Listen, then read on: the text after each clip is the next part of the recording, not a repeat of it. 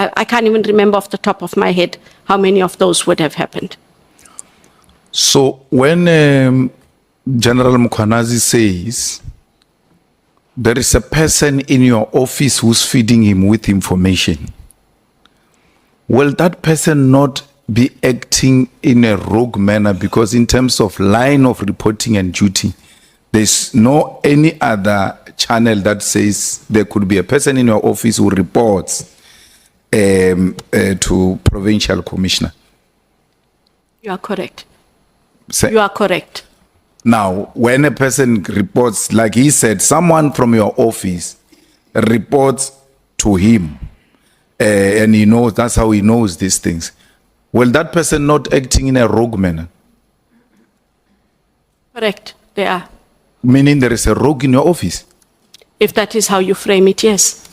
Because General Mkhwanazi said there were rogues in your office, and here is a rogue that takes you information in your office and gives to General Mkhwanazi. With that being said by General Mkhwanazi about as that kind of a rogue element in your office, what steps have you taken to, including amongst other things, solicit more detailed information and evidence as colleagues from General Mkhwanazi? Because it doesn't matter what happened, it doesn't matter what he said to you, you guys still owe this country a duty to protect it and serve it. So when you hear such things, why are you not reaching out to say, can you please give me these elements that you are saying exist in my office? Because here I'm fighting corruption and I'm not going to have people who are behaving in a corrupt manner in this office. I agree with you, Honorable Malema. However, there were these processes that were taking place. And so I was waiting for that. I've got to deal with the ad hoc committee, deal with the Madlanga Commission. And like I said to you, there's no reason not to talk to Lieutenant General Mkhwanazi. I didn't want it to seem as though we were trying to cover ourselves. There's nothing to cover in IDAC. And I'm sure if he has that information, and I do contact him now that I'm done with the ad hoc committee, that is of it doing us greater good would be. Okay, thank you. Chair, I'm done, but I just want to ask Advocate Johnson before I step off. Advocate, we don't want another 6th of July media briefing. So I want to ask you here, right, that where you are sitting, and I'm sensitive obviously to the last part of your statement in terms of threats. Are you sitting in a position where your life is being made difficult? I mean, in terms of the work of IDAC, that you can't function, you have all these syndicates, influences, interferences that make it difficult for you to do your work. Because I won't come back after you answer that question, could I also request, if possible, in writing, any recommendations you would want the committee to consider to strengthen IDAC or even the criminal justice system in totality? Are you going to do a 6th of July on us anytime soon? I didn't do a 6th of July, but a 6th of July was unnecessary. However, I do not know what attempts Lieutenant General Mkhwanazi made to escalate, got no joy, as he says. And when people are frustrated and their intentions are good, sometimes it comes out in the manner that it came out. But in terms of the death threats aside, I am able to do my work. It's a lot on one's shoulders. You cannot forget it. You can't just, I don't relax. There's no relaxing and just getting to work. So one would have liked me to be the me. Conclude your answer, Advocate Johnson, so, and then Honorable Skosana will be given an opportunity. Honorable Chair, I'm not sure if it is appropriate to raise. I know, I said, I do not know Mr. Adams. I've never met Mr. Adams. I've not spoken to him, but I have seen him on television. And it is somewhat of a challenge for me, ethically. We are discussing a criminal matter in which Mr. Adams is a complainant, and I do see that he is sitting in the House.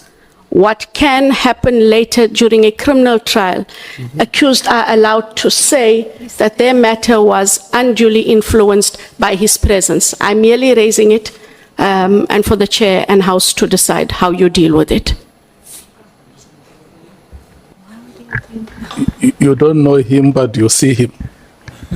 No, not knowing a person, is one thing. I've seen his face on television. Oh, okay. Make this face again. The face you see is the face you saw. I wouldn't know whether it's a kilogram heavier or lighter, but yes, it's similar. Okay. SC, how do you deal with that matter? With Mr. Adams being in the house or in the room. I think we need to be consistent in the same way that we've dealt with some other honorable members remaining in the house, and despite being complainants in cases, I don't think Advocate Johnson there'd be any prejudice.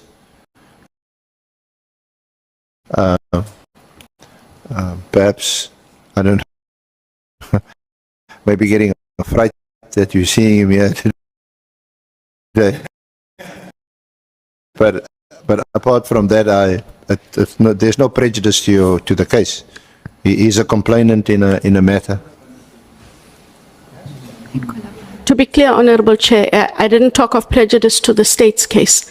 We also protect the rights of accused persons, and I do not want accused to raise later on that certain details were discussed and the complainant thereof sat in a house where they didn't have representation and or were not present. I merely raised that ethical issue.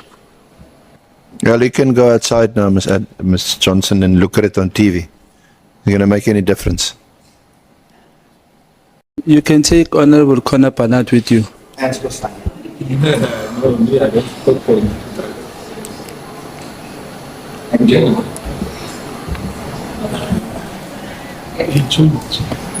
Honorable Malema. Just to put it on record that Adams is not a member of this committee. He's a member of parliament. And like any other member of parliament, his rights are not withdrawn. He can attend any committee as a member of parliament. So this is a completely different space. Hence, before she took an oath, you have had to remind her that certain things that are done here may not even be used anywhere else outside this place. So it's for Adam's personal conscience that he left, which for me is good, but it should be put clear that he's not a member of our committee, he's a member of parliament, and it doesn't influence anything when it comes to how decisions are going to be made here. Thanks.